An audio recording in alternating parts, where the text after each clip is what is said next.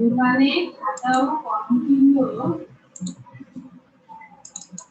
দোকানে নানির জন্য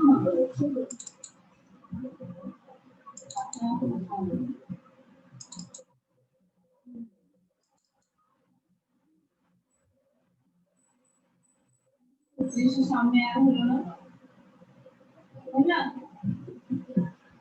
আচ্ছা লিখো আর এটা কাটে এখানে লিখো হ্যালো, সবাই শুনতে পাচ্ছ? জি স্যার। সবাই ভালো আছো? জি স্যার, আলহামদুলিল্লাহ। আপনি কেমন আছেন? স্যার ভালো। আচ্ছা, আমিও ভালো আছি, তোমাদের দোয়ায় আলহামদুলিল্লাহ। তোমরা আস্তে আস্তে চ্যাট বক্সে লেখা শুরু করো, রোল আর নাম। 10টা বেজে গেছে, শুরু করতেছি ক্লাস। তো আজকে তোমাদের প্রথম অধ্যায়ের দ্বিতীয় ক্লাস শুরু হচ্ছে। ঢাকা সিটি কলেজ অনলাইন ক্লাসে তোমাদের স্বাগতম। ক্লাস পরিচালনা আমি ডক্টর মোহাম্মদ মাহবুব হাসান, সহযোগী অধ্যাপক, সিটি কলেজ। আজকের আলোচ্য প্রধান টপিকগুলো হলো কোষ ও এর প্রকারভেদ, কোষের বিভিন্ন অংশ, প্রোটোপ্লাজম ও প্রোটোপ্লাস্ট ও প্রোটোপ্লাজম পরিচিতি, সাইটোপ্লাজম ও এর কাজ, কোষস্থ নির্জীব বস্তু। আজকের লেকচার তৈরিতে ঢাকা সিটি কলেজ জীববিজ্ঞান বিভাগের সকল শিক্ষক শিক্ষিকাকে কৃতজ্ঞতা প্রকাশ করছি তাদের মূল্যবান সময়, তথ্য, মেধা দ্বারা লেকচার তৈরি করার জন্য। এই লেকচার তৈরিতে যে সকল রাইটারের বই ফলো করা হয়েছে, ডক্টর মোহাম্মদ আবুল হাসান, তারপরে হলো কাজল ব্রাদার্স লিমিটেডের বই, তারপর হলো মুবিন পাবলিকেশনসের বই, আর এটা হলো গাজী পাবলিশার্সের বই। তো প্রথম যে টপিকস সেটা ছিল কোষ ও এর প্রকারভেদ। কোষ এর সংজ্ঞা আমরা সবাই জানি, জীবদেহের গঠন ও কাজের একককে কোষ বলা হয়। সাইটোলজি বা কোষবিদ্যা জীববিজ্ঞানের যে শাখায় কোষের প্রকারভেদ, অঙ্গাণুর ভৌত ও রাসায়নিক গঠন, কোষের বিভাজন, বিকাশ, জৈবিক কার্যাবলী, বৃদ্ধি ইত্যাদি সম্পর্কে আলোচনা করা হয় তাকে কোষবিদ্যা বা সাইটোলজি বলা হয়। তো কোষের যে প্রকারভেদ আছে, বিভিন্ন ভিত্তির উপর নির্ভর করে এর শ্রেণীবিভাগ করা হয়েছে। প্রথম যে ভিত্তি সেটা হলো শারীরবৃত্ত কাজের ভিত্তি। শারীরবৃত্ত কাজের ভিত্তিতে কোষ দুই ধরনের, এটা হলো দেহকোষ আর এটাকে বলা হচ্ছে জনন কোষ। দেহকোষ জীবদেহের অঙ্গ ও অঙ্গতন্ত্র গঠনকারী কোষকে দেহকোষ বলা হয়। তাহলে যে সমস্ত কোষ দেহের অঙ্গ এবং অঙ্গতন্ত্র গঠন করবে তাকেই দেহকোষ বলবো। উচ্চ শ্রেণীর জীবের দেহকোষ সাধারণত ডিপ্লয়েড সংখ্যক ক্রোমোজোম থাকে। উদ্ভিদের মূল, কাণ্ড, পাতার কোষ, প্রাণীদের রক্তকণিকা, স্নায়ু কোষ ইত্যাদি দেহকোষের উদাহরণ। জনন কোষ বা গ্যামিট যৌন প্রজননের জন্য ডিপ্লয়েড জীবের জনন মাতৃকোষ মাসিস প্রক্রিয়ায় উৎপন্ন হ্যাপ্লয়েড কোষকে জনন কোষ বলা হয়। তাহলে জনন মাতৃকোষ, তোমরা একটা জিনিস ভুল করো, তোমরা একটা জিনিস ভুল করো যে যখনই আমি প্রশ্ন করি যে মায়োসিস কোষ বিভাজন কোথায় ঘটে, ম্যাক্সিমামের কাছে উত্তর আসে জনন কোষ। না, জনন কোষ এটা উত্তরটা সঠিক নয়, বলতে হবে জনন মাতৃকোষ, কারণ জনন মাতৃকোষ হলো জনন কোষ। হ্যাঁ, মাতৃ জনন কোষটা বলতে হবে। অনেকে হয়তো এখন বলতেছো, কিন্তু যখন আমরা ক্লাস নিই তখন ম্যাক্সিমামই অ্যান্সার আসে জনন কোষ থেকে গ্যামেট তৈরি হয় বা জনন কোষ তৈরি হয়। ঠিক আছে, জনন মাতৃকোষ থেকে মাসিস প্রক্রিয়ায় বিভাজিত হয়ে হ্যাপ্লয়েড জনন কোষ তৈরি হয়। তো হ্যাপ্লয়েড জনন কোষ কি কি? শুক্রাণু এবং ডিম্বাণু হলো জনন কোষের উদাহরণ। আচ্ছা, এবার আসছি আমরা নিউক্লিয়াসের গঠনের উপর নির্ভর করে কোষ আবার দুই ধরনের। একটাকে বলা হচ্ছে প্রোক্যারিওটিক কোষ বা প্রাকেন্দ্রিক কোষ, এর আরো একটা নাম আছে আদি কোষ।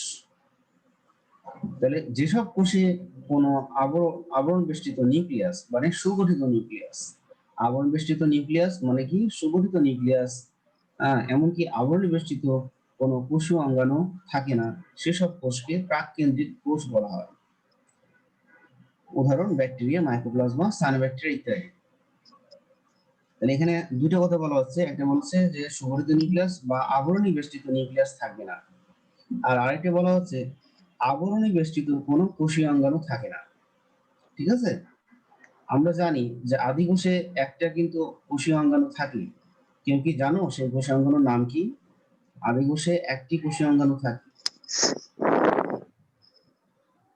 কারো স্যার জানা আছে? আরেকবার একটু কোশ্চেনটা বলুন। আমি বললাম যে আদি কোষ বা প্রোক্যারিওটিক কোষে একটি কোষীয় অঙ্গাণু থাকে। কারো কি জানা আছে সেই কোষীয় অঙ্গাণুর নাম কি? Sir ribosome. হ্যাঁ, রাইবোজোম। স্যার ঠিক আছে, রাইবোজোম। হ্যাঁ ঠিক আছে, রাইবোজোম যারা বলতেছো তারা ঠিক আছে। আচ্ছা, এখন শোনো, এখানে বলছে আবরণী বেষ্টিত কোনো কোষীয় অঙ্গাণু থাকে না, তাহলে আমরা জানলাম কি রাইবোজোম কোষীয় অঙ্গাণু থাকে। ক্লিয়ার? কিন্তু রাইবোজোমের কিন্তু কোনো আবরণী নাই, আবরণী বেষ্টিত থাকে না। হ্যাঁ, তাহলে এখানে যে লেখা আছে আবরণী বেষ্টিত কোনো কোষীয় অঙ্গাণু থাকে না, এটা ঠিক আছে। হ্যাঁ, ওটা একটা কোষীয় অঙ্গাণু থাকে, সেটা হলো আবরণী বিহীন। তাহলে প্রোক্যারিওটিক কোষের উদাহরণ ব্যাকটেরিয়া, মাইক্রোপ্লাজমা, সায়ানোব্যাকটেরিয়া। উল্লেখ্য, মনেরা জগতের সকল সদস্যই প্রোক্যারিওটিক। এবার আসছে ইউক্যারিওটিক কোষ বা সুকেন্দ্রিক কোষ। যেসব কোষে আবরণী বেষ্টিত নিউক্লিয়াস থাকে এবং আবরণী বেষ্টিত বিভিন্ন অঙ্গাণু বিদ্যমান থাকে, সেসব কোষকে প্রকৃত কোষ বলা হয়। শৈবাল, ছত্রাক, উদ্ভিদ ও প্রাণীদেহের কোষগুলো ইউক্যারিওটিক কোষ। এদের সুগঠিত নিউক্লিয়াস। এখন সুগঠিত নিউক্লিয়াস বলতে আসলে কি বোঝায়? সুগঠিত নিউক্লিয়াস বলতে বোঝায় যে নিউক্লিয়াসের আবরণী রয়েছে, নিউক্লিওলাস রয়েছে, নিউক্লিওপ্লাজম এবং ক্রোমাটিন, এই চারটে অংশই বিদ্যমান। তাদের ক্ষেত্রে আমরা বলবো ইউক্যারিওটিক কোষ। অনেক সময় আদি কোষ ও প্রকৃত কোষের মধ্যে পার্থক্য চাই। আমাদের যদি এখানে শিরোনাম বা তুলনার বিষয়গুলো যদি আমাদের জানা থাকে, তাহলে আমরা সহজেই এই পার্থক্য করতে পারবো। তাহলে আমরা জানি যে নিউক্লিয়ার মেমব্রেন আদি কোষে নেই, প্রকৃত কোষে আছে। সুগঠিত নিউক্লিয়াস আদি কোষে নেই, প্রকৃত কোষে আছে। আদি কোষের ডিএনএ হলো বৃত্তাকার, আর প্রকৃত কোষের ডিএনএ সূত্রাকার। সাইটোপ্লাজমীয় অঙ্গাণু শুধু রাইবোজোম, এই যে যেটা কথা বলছিলাম, রাইবোজোম হবে ঝিল্লিবিহীন। আর এখানে রাইবোজোম সহ সব কোষীয় অঙ্গাণু বিদ্যমান, রাইবোজোমও থাকবে প্লাস অন্যান্য কোষীয় অঙ্গাণু থাকবে। রাইবোজোমের ধরন এখানে হলো 70S, আর এর দুইটা সাব ইউনিট আছে, একটা হলো 50S আর একটা হলো 30S। আর ইউক্যারিওটিক কোষে দুই ধরনের রাইবোজোম আছে, 80S এটা থাকবে শুধু সাইটোপ্লাজমে, আর 70S এটা থাকবে ক্লোরোপ্লাস্ট ও মাইটোকন্ড্রিয়ায়। হ্যালো, হ্যাঁ স্যার 70S দ্বারা কি বোঝানো হচ্ছে? হ্যাঁ হ্যাঁ, ভালো কোশ্চেন করেছো। এস মানে হলো ভেদভার একক। কি ভেদভার একক? স্যার আবার একটু বলবেন? ভেদভার একক। এস মানে হলো ভেদভার একক। আমি লিখে দিচ্ছি।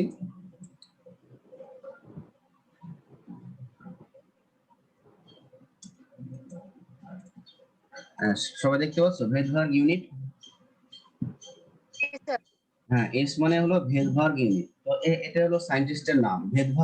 ভেদভার হলো সায়েন্টিস্টের নাম। তো তার নামের প্রথম অক্ষরে এস আছে। হ্যাঁ, তো আমরা যখন রাইবোজোম পড়াবো তখন এটা সম্পর্কে ডিটেলস জানাবো। আপাতত এটুকু জেনে রাখো যে এস মানে হলো ভেদভার একক। ভেদভার হলো একটা বিজ্ঞানী নাম, তার নামের প্রথম অক্ষর এস দিয়ে একককে বোঝানো হয়েছে। ঠিক আছে, এস দিয়ে একককে বোঝানো হয়েছে। আর যখন আমরা এস কে উচ্চারণ করব তখন বলবো ভেদভার। ঠিক আছে,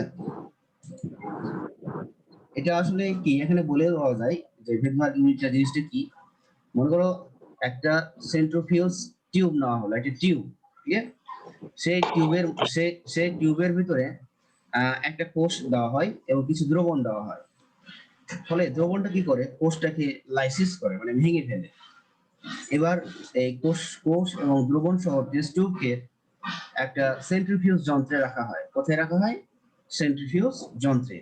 ফলে কি হয়, যন্ত্রে। হ্যাঁ, ওই যন্ত্রটার দক্ষতা হলো 1 মিনিটে 3000 বার ঘূর্ণন করে। 1 মিনিটে 3000 বার ঘূর্ণন করে, যার ফলে কোষের ভিতরে যাবতীয় উপাদান তলানি আকারে টিউবের তলায় জমা হতে থাকে। হ্যাঁ, এই যে অদক্ষেপণের হার, এই অদক্ষেপণের হারটাকে বলা হয় ভেদভার একক।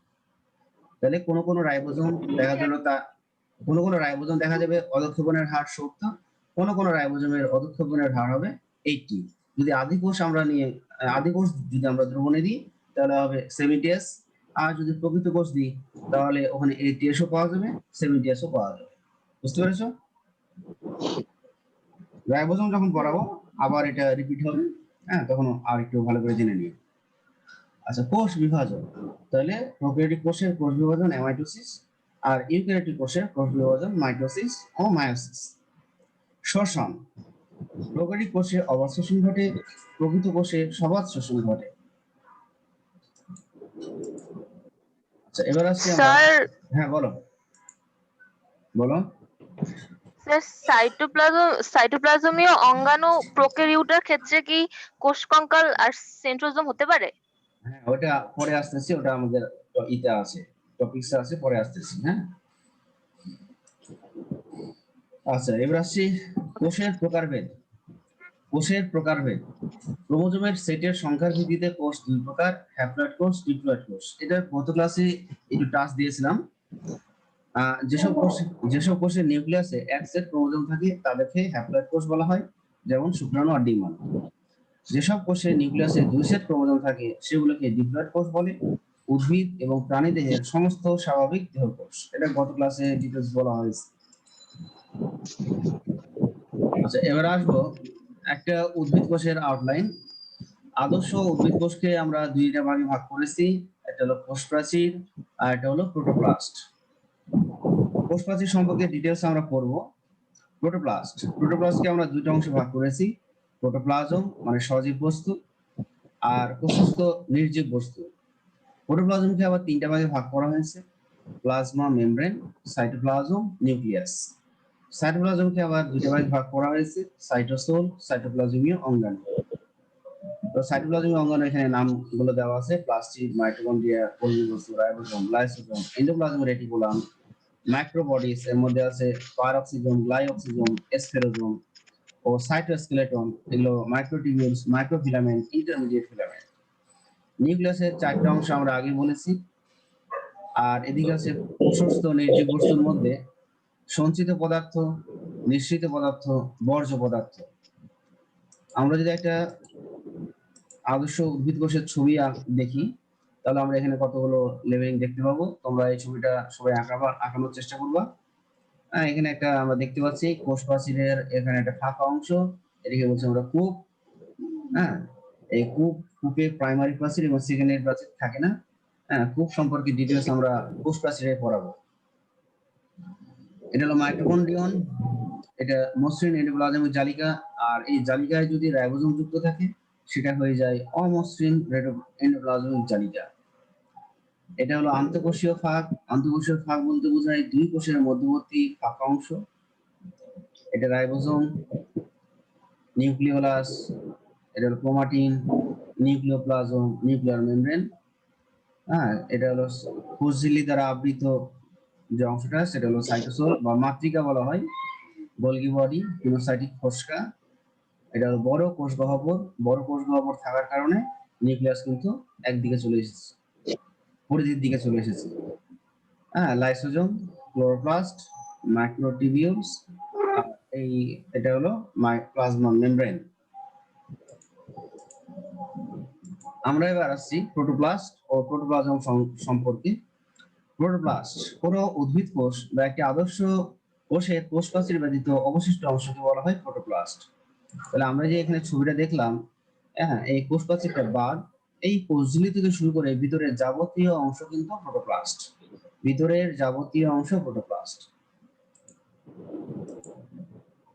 প্রোটোপ্লাস্ট দুইটা অংশ নিয়ে গঠিত, একটু আগে জানলাম আমরা। প্রোটোপ্লাজম এটা সজীব অংশ, আর এটা হলো নির্জীব বস্তু বা অপ্রোটোপ্লাজমীয় উপাদান।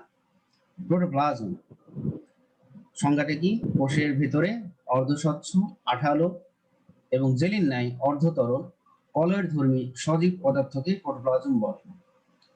আচ্ছা, এখানে কলয়েড ধর্মী বলতে আমরা অনেকে এটা বুঝো না কলয়েড ধর্মী জিনিসটা কি।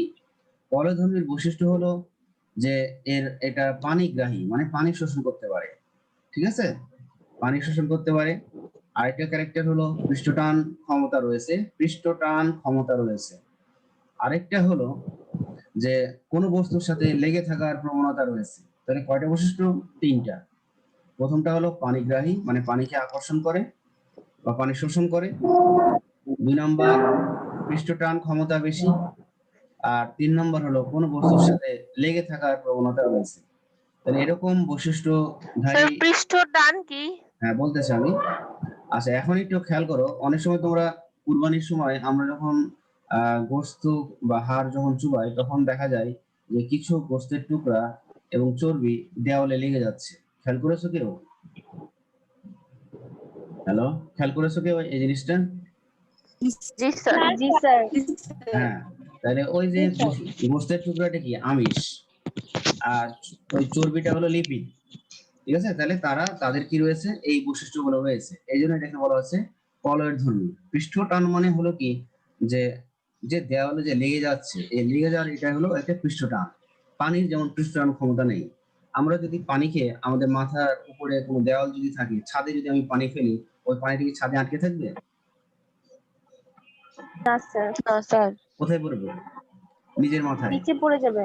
হ্যাঁ, পড়ে যাবে। হ্যাঁ পড়ে যাবে। তো কিন্তু আমরা যদি একটা সদ্য একটা গোস্তের টুকরাকে যদি উপরের দিকে রাখি, ও কিছুক্ষণ আটকে রাখবে। গোস্তের টুকরাটা যদি ভারী হয় তাহলে কিছুক্ষণ পর পড়ে যাবে, আর যদি ভারী না হয় তাহলে বেশ কিছু সময় আটকে লেগে থাকবে। থাকবে। হ্যাঁ, লেগে থাকবে। লেগে থাকবে।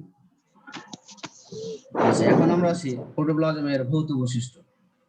প্রোটোপ্লাজম বর্ণহীন, অর্ধ স্বচ্ছ, অর্ধ তরল, আঠালো পদার্থ। এটি কলয়েডাল ধর্মী। কলয়েডাল আর কলয়েড একই জিনিস। দানাদার। প্রোটোপ্লাজমের আপেক্ষিক গুরুত্ব পানি অপেক্ষা বেশি। আচ্ছা, এখানে আরেকটা জিনিস বুঝছে, আপেক্ষিক গুরুত্ব, এটা কি বুঝো আপেক্ষিক গুরুত্ব? জি না স্যার। আচ্ছা, স্যার হ্যাঁ ফিজিক্সে আছে। হ্যাঁ, ফিজিক্সে তো আছে, কেমিস্ট্রিতেও আছে, সব জায়গাতে আছে আছে। কিন্তু জিনিসটা বুঝো না, না?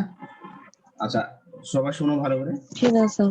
এটা হলো পানির সাথে কোনো বস্তুর ঘনত্ব তুলনা করা হয়। পানির সাথে কোনো বস্তুর ঘনত্ব, ঠিক আছে? পানি যদি 1 হয় আর কোনো বস্তুর ঘনত্ব যদি 1-এর বেশি হয়, তাহলে আমরা বলবো আপেক্ষিক গুরুত্ব বেশি। আর যদি 1-এর কম হয়, আপেক্ষিক গুরুত্ব কম।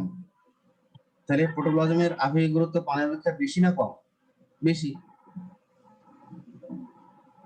যেমন আমরা জানি রক্ত, রক্ত পানিতে পড়লে কি হয়? দেখা যায় না? রক্ত পানিতে পড়লে দেখা যায় না যে পানিতে জি রক্ত স্যার পড়ছে? যায়। তাহলে রক্তের ঘনত্ব পানি থেকে বেশি। আচ্ছা, উত্তাপ, অ্যাসিড ও অ্যালকোহলের প্রভাবে প্রোটোপ্লাজম জমাট বাঁধে। পরিবেশ অনুযায়ী জেলি থেকে তরল অথবা তরল থেকে জেলিতে পরিবর্তিত হতে পারে। এবার রাসায়নিক বৈশিষ্ট্য। রাসায়নিকভাবে প্রোটোপ্লাজমে জৈব ও অজৈব পদার্থ রয়েছে। এতে অধিক পরিমাণে রয়েছে পানি। প্রোটোপ্লাজমের অধিকাংশ অংশই কিন্তু পানি। হ্যাঁ, এবং অন্যান্য অজৈব পদার্থের মধ্যে রয়েছে oxygen, hydrogen, nitrogen, carbon, copper, zinc, sodium, potassium, calcium, magnesium, iron, sulphur ইত্যাদি। এগুলো সবই অজৈব পদার্থ। আর জৈব পদার্থের মধ্যে সবচেয়ে বেশি থাকবে আমিষ বা প্রোটিন, এবং তারপরে থাকবে শর্করা, লিপিড ও ভিটামিন। এবার আসবো প্রোটোপ্লাজমের জৈবিক বৈশিষ্ট্য। প্রোটোপ্লাজম বিভিন্ন ধরনের উদ্দীপনায় সাড়া দেয়। খাদ্য তৈরি, খাদ্য হজম, আত্তীকরণ, শোষণ, বৃদ্ধি ইত্যাদি সব বিপাকীয় কার্যকলাপ প্রোটোপ্লাজমে ঘটে। মেটাবলিক মানে বিপাক। অবিশ্রবণ প্রক্রিয়ায় প্রোটোপ্লাজম পানি গ্রহণ ও ত্যাগ করতে পারে। এদের মৃত্যু ঘটে। আচ্ছা, এই যে এখানে একটা কথা বললাম মেটাবলিক বা বিপাক, এটা সম্পর্কে কেউ জানো? মেটাবলিক বা বিপাক, মেটাবলিক না বা স্যার। বিপাক। আচ্ছা, এটা স্যার মেটাবলিক কার্যক্রমটা কি? হ্যাঁ ওটাই বলতে যাচ্ছি। মেটাবলিজম মানে হলো বিপাক। মেটাবলিজম ইংলিশ নাম, আর বাংলা নাম হলো বিপাক। তাহলে আমাদের দেহে অনবরত কি হয়, কোনো বস্তু তৈরি হয়, কোনো বস্তু ভেঙে যায়। তাহলে দেহের ভাঙা মধ্যে, গড়া। হ্যাঁ দেহের মধ্যে যে ভাঙা গড়া চলতেছে বিভিন্ন রাসায়নিক বিক্রিয়ার ফলে, এটা কি আমরা বলবো বিপাকীয় কার্যকলাপ বা মেটাবলিক কার্যকলাপ। ওকে, যেমন জি স্যার। আমি একটা উদাহরণ আকারে বলতে পারি, আমাদের দেহে শর্করা যখন রক্তে বেশি হয়ে যায় তখন সেই শর্করা গ্লাইকোজেন আকারে যকৃতে জমা থাকে, এটা হলো গড়া। আবার যখন আমরা রোজা রাখি তখন তো আমরা সারাদিন খাই না, তখন এই সঞ্চিত গ্লাইকোজেন কি হয় বিকালের দিকে ভেঙে গিয়ে আবার গ্লুকোজে রূপান্তরিত হয়, এই গ্লুকোজ গুলো রক্তে ফিরে আসে।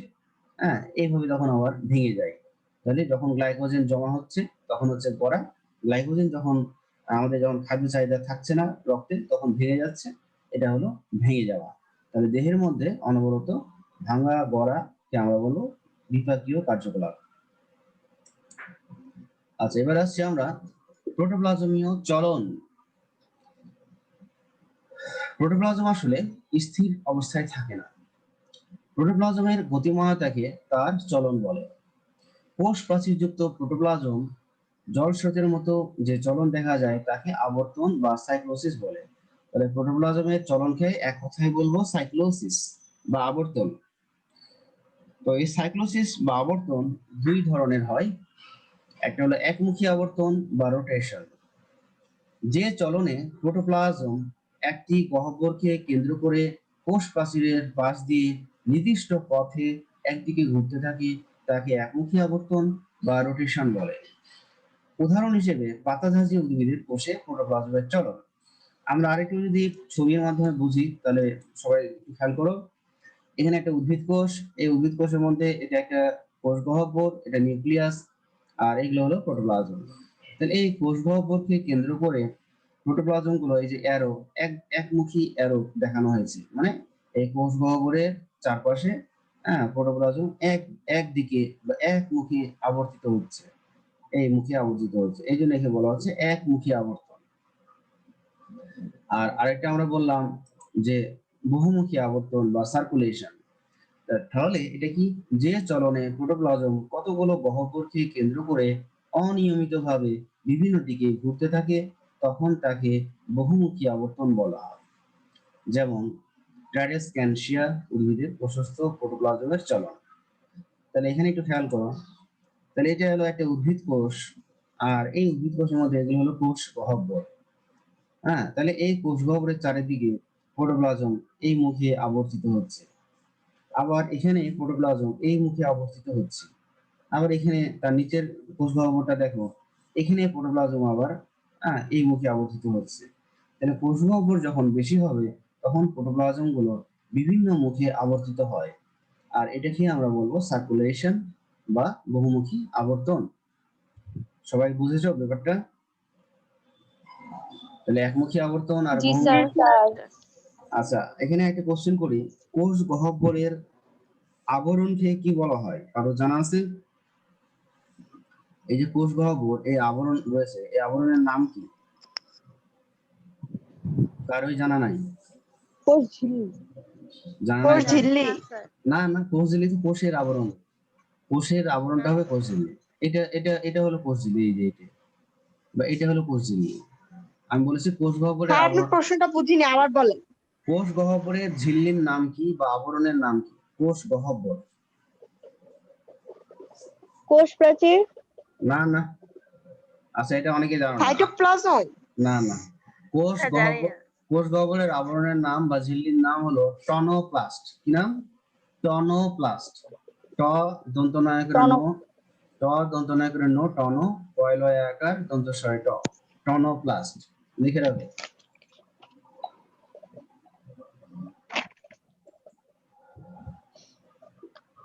টনোপ্লাস্ট। হ্যাঁ। আচ্ছা, এবার আসছি আমরা সাইটোপ্লাজম। সাইটোপ্লাজম সম্পর্কে আমরা জানবো। তাহলে কোষের নিউক্লিয়াসের বাইরে অবস্থিত এবং প্লাজমা মেমব্রেন দিয়ে পরিবেষ্টিত প্রোটোপ্লাজমীয় অংশের নাম হলো সাইটোপ্লাজম। তাহলে এটা অবশ্যই সাইটোপ্লাজম কিন্তু নিউক্লিয়াসের অংশ না, এই জন্য বলতেছি নিউক্লিয়াসের বাইরে অবস্থিত এবং প্লাজমা মেমব্রেন দিয়ে পরিবেষ্টিত প্রোটোপ্লাজমীয় অংশের নাম হলো সাইটোপ্লাজম। ঠিক আছে? আর এটি সাইটোসল ও কোষীয় অঙ্গাণুর সমন্বয়ে গঠিত। এটি সাইটোসোল ও কোষীয় অঙ্গাণুর সমন্বয়ে গঠিত। সাইটোসোল মানে হলো মাতৃকা। সাইটোপ্লাজমের মাতৃকাকে সাইটোসোল বলা হয়। ভৌত গঠন। সাইটোসোল হলো একটি অর্ধতরল, দানাদার, অর্ধস্বচ্ছ, সমধর্মী কলয়েডাল পদার্থ। একে হায়ালোপ্লাজমও বলা হয়। সাইটোসোলের পরিধির দিকে অপেক্ষাকৃত কম ঘন অঞ্চলকে বলা হয় এক্টোপ্লাজম এবং কেন্দ্রের অধিকতর ঘন অঞ্চলকে বলা হয় এন্ডোপ্লাজম। তাহলে পরিধির দিকে মাতৃকা বা সাইটোসোলের পরিধির দিকের অংশ হলো কম ঘন, একে বলবো একটো। একটো মানে হলো বাইরে বা পরিধির দিকে, এক্টোপ্লাজম। আর কেন্দ্রের অধিকতর ঘন অঞ্চলটা হলো এন্ডোপ্লাজম। এন্ডো মানে ভিতরে।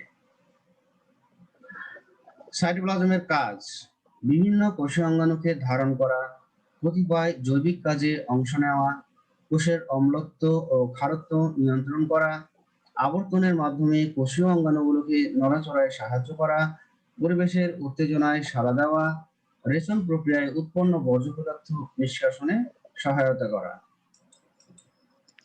স্যার মাতৃকা কি? মাতৃকা হলো যে কোষঝিল্লি দ্বারা আবৃত, হ্যাঁ, নিউক্লিয়াসের বাইরে, হ্যাঁ, যে মনে করো অর্ধ তরল পদার্থটা রয়েছে, হ্যাঁ, এখানে কোষাঙ্গনটা বাদ যাবে।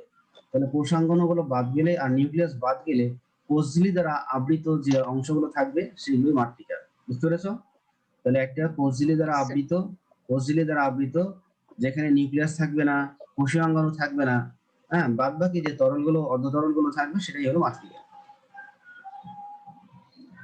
কোষস্থ নির্জীব বস্তু সমূহ। তাহলে কোষীয় বিক্রিয়ায় উৎপন্ন বহু নির্জীব বস্তু কোষের সাইটোপ্লাজম এবং কোষ গহ্বরে জমা হয়। আমাদের দেহে অনেক রাসায়নিক ক্রিয়া বিক্রিয়া হয়। এই রাসায়নিক ক্রিয়া বিক্রিয়ার ফলে, হ্যাঁ, অনেক নির্জীব বস্তু তৈরি হয়। আর এই নির্জীব বস্তুগুলো কিছু জমা হয় সাইটোপ্লাজম এবং কিছু জমা হয় কোষ গহ্বরে। আর এই বস্তুগুলো দ্রবীভূত অবস্থায় থাকতে পারে, ফোঁটা বা দানাদার অবস্থায় থাকতে পারে, ক্রিস্টাল আকারে থাকতে পারে। ক্রিস্টাল মানে সবাই বুঝো? ক্রিস্টাল, জি না স্যার। ক্রিস্টালের বাংলা হলো কেলাস। হ্যাঁ, ক্রিস্টালের বাংলা হলো কেলাস। এই যে আমরা ক্লাস নিচ্ছি এরকম না, এই ক্লাস না, কেলাস। কয়েকারে কে, লয়কারে লা, দন্তস্ব, ঠিক আছে? কয়েকারে, হ্যাঁ, কেলাস। আচ্ছা, নির্জীব বস্তুগুলো প্রধানত তিন ধরনের: সঞ্চিত পদার্থ, নিঃসৃত পদার্থ, বর্জ্য পদার্থ। প্রথমে আসতেছি সঞ্চিত পদার্থ। কোষের প্রধান সঞ্চিত পদার্থ হলো শর্করা বা কার্বোহাইড্রেট। হ্যাঁ, আমরা যদি উদ্ভিদ কোষ চিন্তা করি তাহলে উদ্ভিদ কোষের সঞ্চিত খাদ্যের নাম আর সঞ্চিত পদার্থের নাম কি? উদ্ভিদ কোষের ক্ষেত্রে সঞ্চিত স্টার্চ। স্টার্চ। Sir starch. প্রাণী কোষে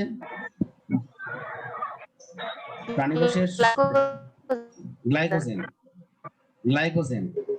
আচ্ছা, গ্লাইকোজেন। হ্যাঁ, উদ্ভিদের মধ্যে আরো আছে, কিছু উদ্ভিদ আছে নিম্ন শ্রেণীর উদ্ভিদ, তাদের ক্ষেত্রে দেখা গেল কারো ক্ষেত্রে চর্বি, কারো ক্ষেত্রে আমিষ, এগুলো সঞ্চিত খাদ্য হিসেবে থাকতে পারে। হ্যাঁ, আবার আমরা ছত্রাক বলে একটা উদ্ভিদ আছে। এই ছত্রাক কোষের সঞ্চিত খাদ্যের নাম কেউ জানো? ছত্রাক কোষের সঞ্চিত খাদ্য,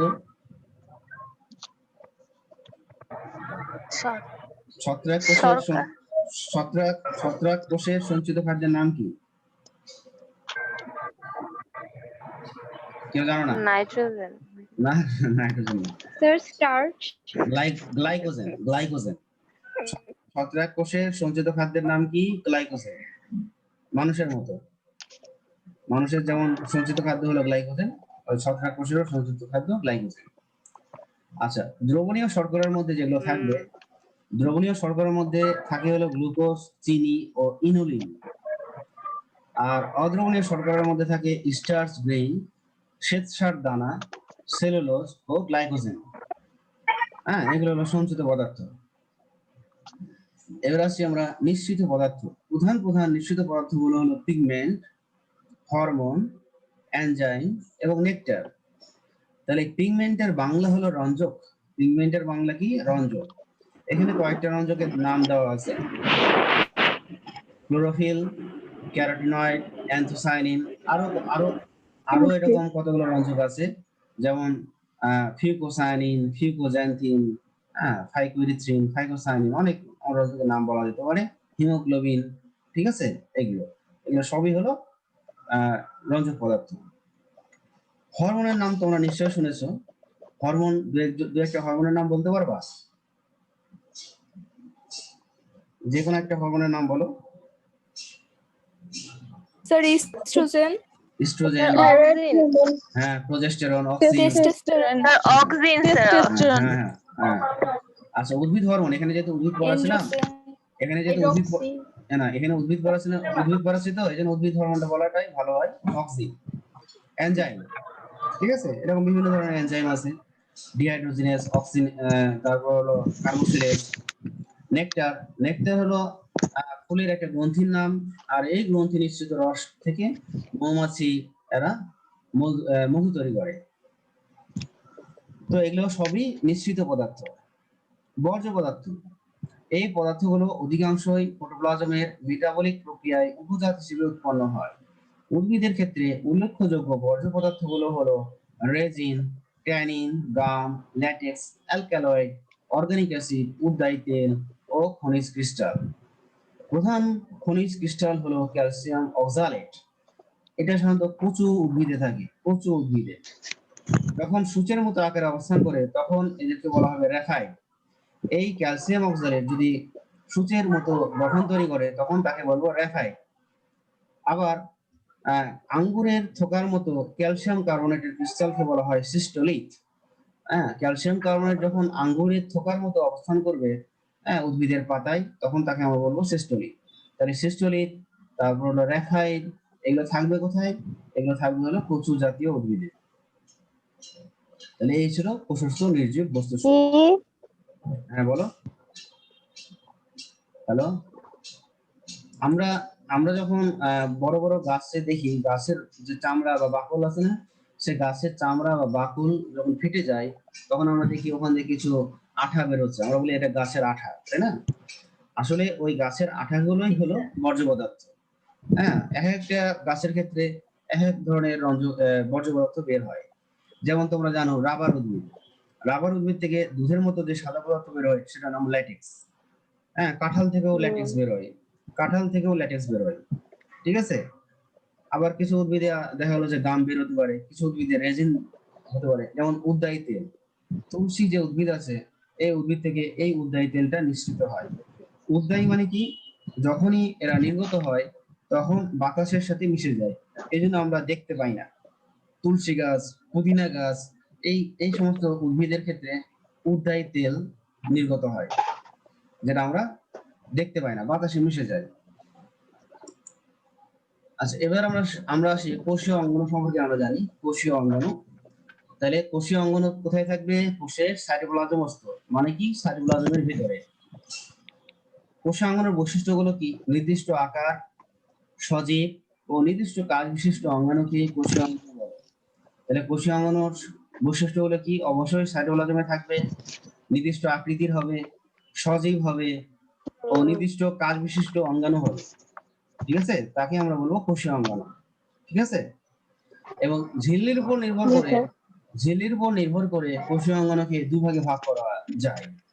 একটা হলো ঝিল্লি যুক্ত কোষীয় অঙ্গাণু আর আরেকটি হলো ঝিল্লিবিহীন কোষীয় অঙ্গাণু। যদি আমরা ঝিল্লিযুক্ত কোষীয় অঙ্গাণু যাই তাহলে এখানে একটা ছন্দ তৈরি করেছি, দেখো। মেয়েটি এবার ভালো ভালো গয়না লকেট পেল। ঠিক আছে। যদি এই বাক্যটা মনে থাকে তাহলে আমাদের প্রত্যেকটা বাক্যের প্রথম অক্ষর দিয়ে আমরা একটা কোষীয় অঙ্গাণুর নাম মনে রাখতে পারবো। যেমন প্রথম এম মানে মাইটোকন্ড্রিয়া। এবার ই ফর এন্ডোপ্লাজমিক রেটিকুলাম, এর অনেকগুলো নাম আছে, এন্ডোপ্লাজমিক জালিকাও বলতে পারো। ঠিক আছে। ভালো, ভি মানে হলো ভ্যাকুওল, ভ্যাকুওল মানে হলো কোষ গহ্বর। আবার পরের ভালো এ মানে হলো ভেসিকল, ছোট রসপূর্ণ গহ্বর। গয়না, গয়নার জি হলো গোলজি বডিজ। আবার একে বলেছে গ্লাই অক্সিজন, গ্লাই অক্সিজন।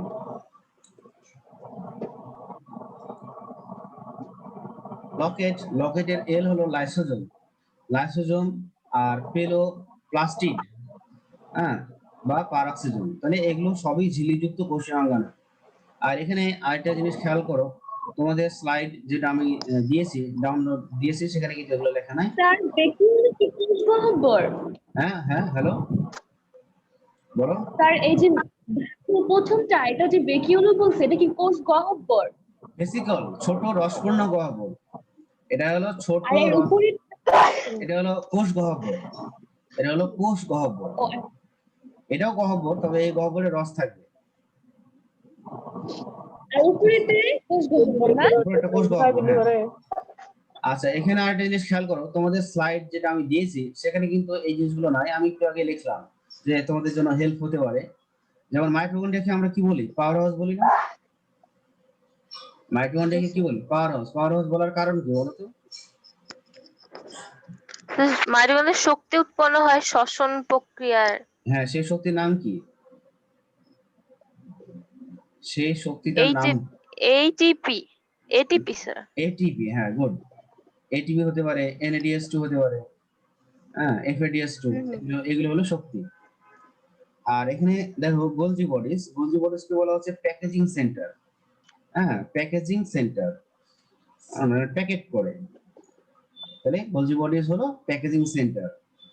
তো এখন হলো এই প্যাকেজিং সেন্টার কি সেটা আমরা গোলজি বডি যখন পড়বো তখন আমরা জানতে পারবো। লাইসোজোম, এখানে আমরা বলছি অটোলাইসিস। অটোলাইসিস মানে কি? আত্মঘাতী থলিকা। হ্যাঁ, পেলোপ্লাস্টিডের হলো লার্জ অর্গানিজম, মানে সবচেয়ে বড় কোষীয় অঙ্গাণু। উদ্ভিদের মধ্যে সবচেয়ে বড় কোষীয় অঙ্গাণুকে বলা হয় প্লাস্টিড। তাহলে এই যে আমরা এখানে কয়টা তাহলে ঝিল্লিযুক্ত কোষীয় অঙ্গাণু পাচ্ছি? 1 2 3 4 5 6 7 8 9। তাহলে 9টা কোষীয় অঙ্গাণুতে ঝিল্লি আছে। এবার আসছে আমরা ঝিল্লিবিহীন। মেয়েটি মায়ের রাজ্য পেয়ে ইবাদত করলো। মেয়েটির এম মানে হলো মাইক্রোটিবিউলস, এম মানে মায়ের এম হলো মাইক্রোফিলামেন্টস, রাজ্যর আর হলো রাইবোজোম, পেয়ের পি হলো প্রোটিয়াজোম, ইবাদতের আই হলো ইন্টারমিডিয়েট ফিলামেন্টস, করলোর সি হলো সেন্ট্রিওল। ঠিক আছে, এখানে তাহলে 6টি কোষীয় অঙ্গাণু যারা ঝিল্লিবিহীন। 6টি কোষীয় অঙ্গাণু আছে যারা ঝিল্লিবিহীন, এদের কোনো ঝিল্লি নেই। আর এখানে আমরা বলতেছি রাইবোজোম। রাইবোজোমকে বলা হচ্ছে প্রোটিন ফ্যাক্টরি। রাইবোজোমকে বলা হচ্ছে কি? Protein factory. মানে রাইবোজোমে কি তৈরি হয়? প্রোটিন তৈরি হয়। তো তোমাদের সিলেবাসে প্রথম চ্যাপ্টারে কিন্তু এটা আছে, প্রোটিন ফ্যাক্টরি, মানে রাইবোজোম কিভাবে প্রোটিন তৈরি করে। তাহলে রাইবোজোম যে প্রক্রিয়ায় প্রোটিন তৈরি করে তার নাম কি তোমরা কেউ জানো? রাইবোজোম কি প্রক্রিয়ায় প্রোটিন তৈরি করে? কার জানা আছে? সংশ্লেষণ। না, তার নাম কি জানা আছে? রাইবোজোম কি প্রক্রিয়ায় প্রোটিন তৈরি করে? না। ট্রান্সলেশন কি প্রক্রিয়ায়? রাইবোজোম কি প্রক্রিয়ায় প্রোটিন তৈরি করে? ট্রান্সলেশন প্রক্রিয়ায় প্রোটিন তৈরি করে। ট্রান্সলেশন। হ্যাঁ, তো এই ট্রান্সলেশন তোমাদের সিলেবাসে আছে। এটা কিভাবে হয় আমরা পরবর্তী লেকচারগুলোতে আমরা পড়াবো। তো আজকের মতো এখানে শেষ। হ্যাঁ, ধন্যবাদ। কারো প্রশ্ন থাকলে বলতে পারো। 1 মিনিট আছে। অটোলাইসিসটা আবার একটু বলবেন? অটোলাইসিস যদি আমরা লাইসোজোম পড়ার সময় বলবো, তারপর একটু যেহেতু তোমার একটু আছে, কিউরিওসিটি আছে, একটু জেনে নাও। আমাদের দেহের মধ্যে যখন কোনো কোষ, হ্যাঁ, কোষে মনে করো যে কোষে কি আছে? লাইসোজোম আছে। লাইসোজোমকে বলা হয় এনজাইমের থলিকা। অনেক অনেক এনজাইম আছে। হ্যাঁ, এখন কোনো কোষ যখন আক্রান্ত হয় বা কোনো কারণে যদি পানি না পায়, তাহলে কি করে? ওই ওই ওই কোষটির লাইসোজোম, হ্যাঁ, ভেঙে যায়। লাইসোজোম ভেঙে যায়। আর ভেঙে যাওয়ার কারণে লাইসোজোমের ভিতরে যাবতীয় যে এনজাইম গুলো আছে এগুলো সাইটোপ্লাজমে চলে আসে, যার ফলে ওই কোষটা মৃত্যুবরণ করে। অনেক সময় লাইসোজোমই শুধু নষ্ট হয়, আর অনেক সময় দেখা গেল যে সম্পূর্ণ কোষটাই ধ্বংস হয়ে যায়। এটাকে বলা হয় অটোলাইসিস। হ্যাঁ, লাইসোজোম যখন পড়াবো আরো ভালো করে জানতে পারবো। আপাতত এটুকুই জানো। আর কোনো প্রশ্ন? না। আচ্ছা, সবাই তাহলে ভালো থাকো। হ্যাঁ, আজকের মতো এখানে শেষ করছি। জি স্যার। জাযাকাল্লাহ খায়ের। আচ্ছা, সবাই সুস্থ থাকো।